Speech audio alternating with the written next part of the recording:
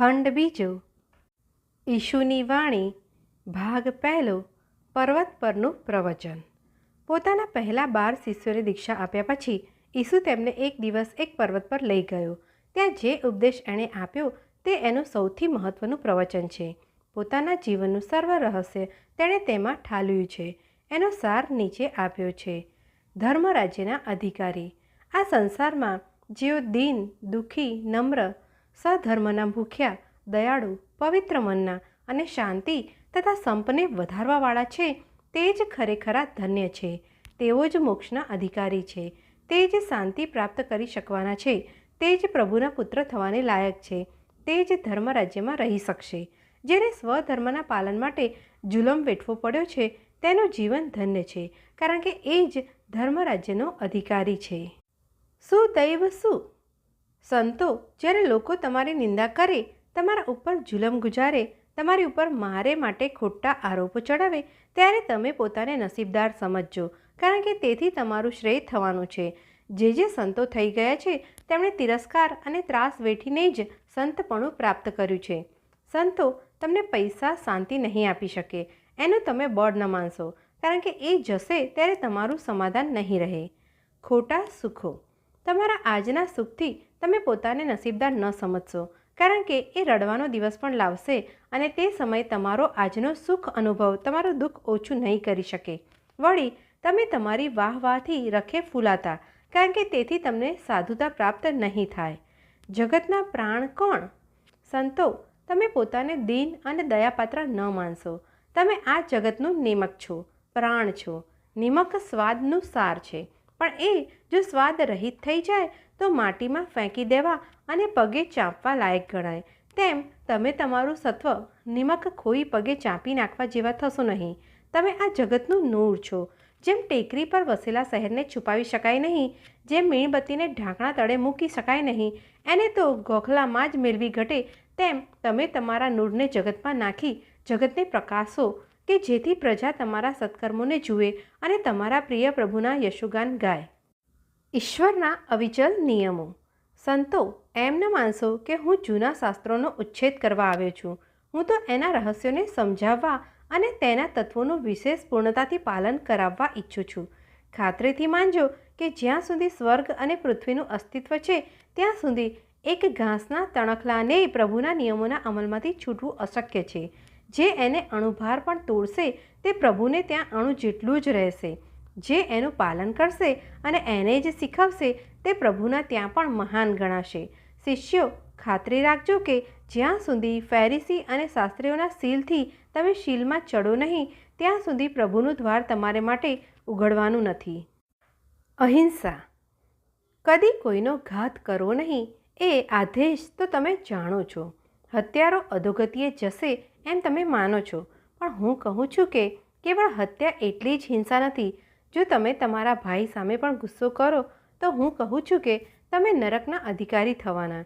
જો તમે તમારા ભાઈને ગાળ દેશો તો પણ તમે અધોગતિને જ પામશો, અને જો તમે એને મૂર્ખ કહેશો તો પણ તમારે માથે સજા જ ઊભી રહેશે। યજ્ઞની વેદી ઉપર ઊભા રહી બલિદાન ચડાવતી વખતે જો તમને યાદ આવે કે તમને તમારા ભાઈ પર રજ જેટલો પણ ગુસ્સો છે, તો હું કહું છું કે તમે બલિદાન ચડાવતા અટકી જજો અને પહેલાં તમારા ભાઈ પાસે જઈ એનું સાંત્વન કરી પછી તમારો ભોગ ચડાવજો। તમારા વિરોધી સાથે લડાઈ પતાવવામાં તમે કદી પણ વિલંબ કરશો નહીં। સંતો, શાસ્ત્રો આંખને બદલે આંખ અને દાંતને બદલે દાંત લેવા ફરમાવે છે। આનો અર્થ એમ નથી કરવાનો કે આંખને બદલે આંખ ને દાંતને બદલે દાંત લેવા એમ સૂચવે છે, પણ આથી વધારે બદલો ન લેવાય। પણ હું તો કહું છું કે તમે દુષ્ટની સામે પણ દુષ્ટતા ન કરશો, પણ જે તમારા જમણા ગાલ પર તમાચો મારે એને તમે ડાબો પણ અર્પણ કરજો। અને જો કોઈ તમારી જોડે કજિયો કરવા આવે અને તમારું પેરણ લેવા માંગે તો તમે એને તમારો અંગરખો પણ આપી દેજો।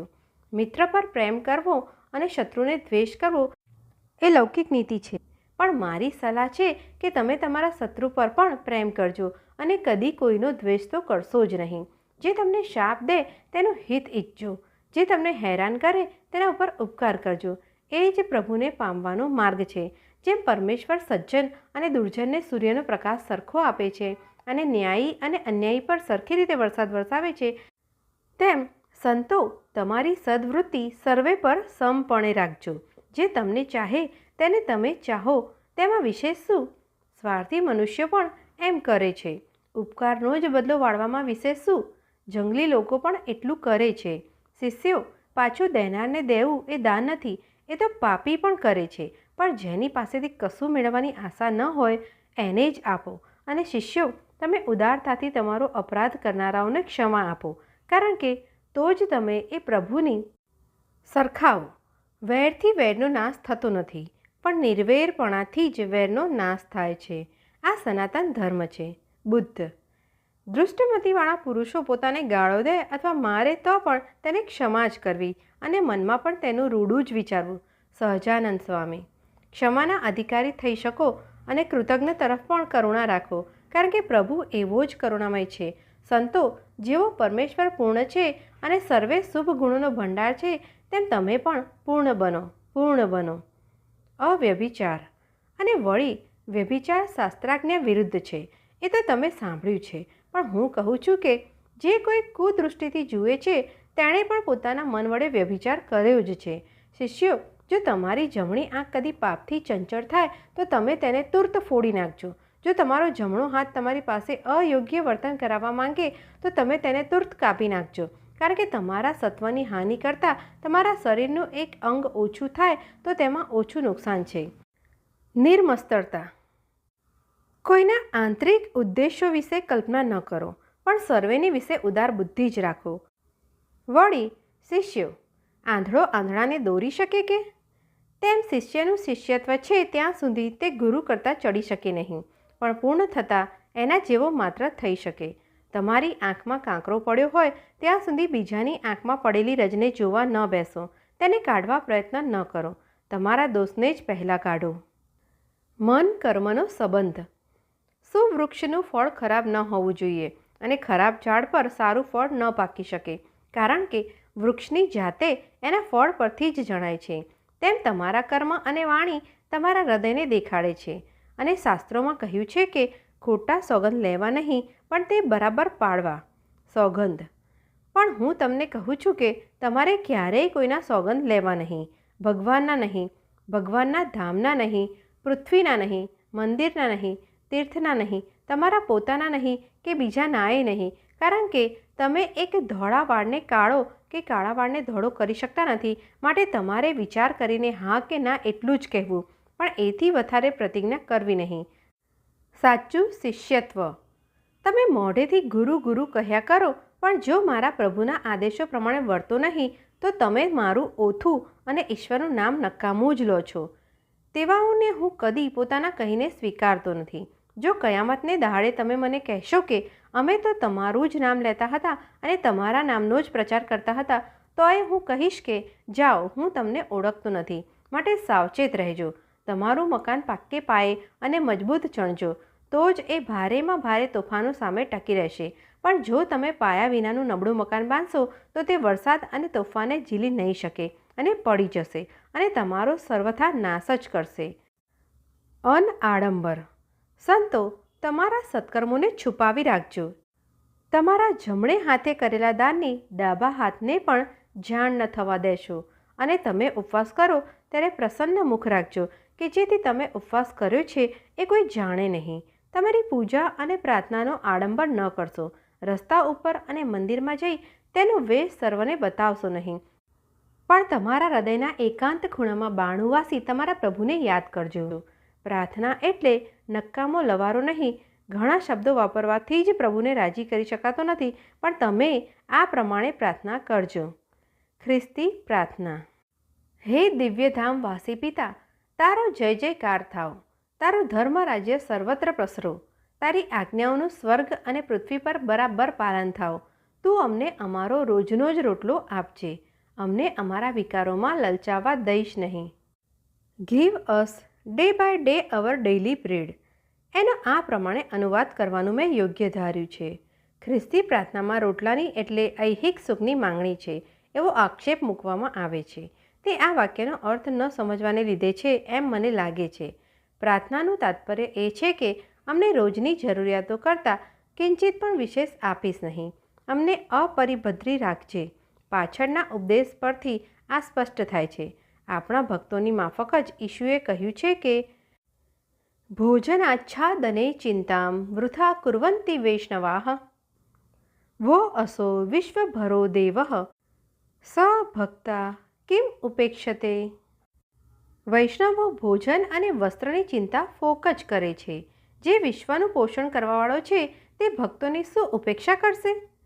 વળી પોતાના શિષ્યોને ઉપદેશ માટે ગામડાઓમાં રવાના કરતા ઈશુએ બોધ આપ્યો હતો કે પૈસાને અડતા નહીં, ભાતું બાંધતા નહીં, જોડા પહેરતા નહીં ને વાટમાં મળ્યો કોઈને સલામ કરવા થોભતા નહીં, એટલે થોભીને સલામ કરવા જેટલી વૃત્તિ રાખતા નહીં, પણ અત્યંત નિરપેક્ષ વૃત્તિથી જ રહેજો. એ ઈશુ રોટલા માટે પ્રાર્થના કરે એ કેમ બને? રોટલો તો મળવાનો જ છે, એ વિશે તો શંકા જ નથી, પણ જરૂર કરતાં વધારે ન મળો એ માંગણી છે. તથા જેમ અમે પણ અમારા ગુનેગારોને માફ કરીએ તેમ તું અમારા ગુના માફ કરજે, કારણ કે તારું જ ધર્મરાજ્ય, પ્રભુતા અને યશ સર્વત્ર પ્રસરે છે. આમીન. ઈશ્વર અને શૈતાન.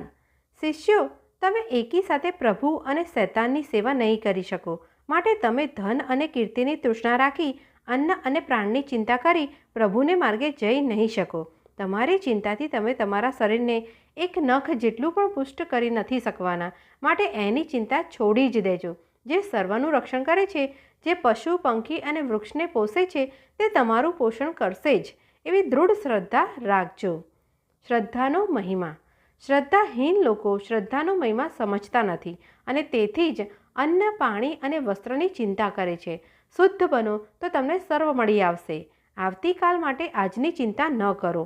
આવતીકાલ આવતીકાલને સંભાળી લેશે. આજને જ બરાબર પાર પાડવા માટે તમારે માથે ઓછો ભાર નથી. અને શ્રદ્ધાથી માંગો એટલી જ વાર છે, શોધો એટલી જ ખોટ છે. પ્રભુનું બાણું ઠોકો એટલો જ તમારે અંદર જવાનો વિલંબ છે. તમારામાંથી કોઈ એવો છે કે જે પોતાના પુત્રને તે રોટલો માંગે ત્યારે પથ્થરો આપે? તો પછી તમારો પ્રભુ તમને તમે કલ્યાણકારી વસ્તુઓ માંગો તો અનિષ્ટ કરનારી વસ્તુઓ કેમ આપશે? પ્રભુનો માર્ગ. પણ પ્રભુના ધામમાં પેસવાનો રસ્તો કેડી વાટે છે. નરકના માર્ગો પહોળા અને સર્વત્ર પ્રસિદ્ધ છે, પણ ઈશ્વરના ઘરનો માર્ગ સાંકડો અને શ્રમ પ્રાપ્ય છે.